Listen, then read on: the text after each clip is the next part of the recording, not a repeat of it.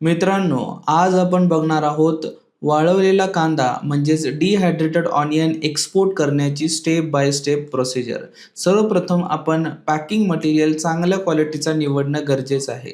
त्यानंतर चांगल्या दर्जाचा ऑनियन तुम्हाला मार्केटमधनं परचेस करायचं आहे आणि एका वेअरहाऊसमध्ये चांगली त्याची सॉर्टिंग आणि ग्रेडिंग करायचं आहे. आपण त्या ऑनियनला वॉश करून घेतो आणि त्यानंतर प्रोसेससाठी मशीनमध्ये इन्सर्ट करतो.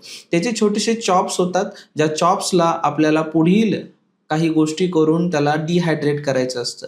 त्यामध्ये मशीनद्वारे पुढे डिहायड्रेशनची प्रोसेस स्टार्ट होते. या दरम्यान एक गोष्ट लक्षात ठेवा, त्यामधला पूर्ण मॉइश्चर निघणं तितकंच महत्त्वाचं आहे.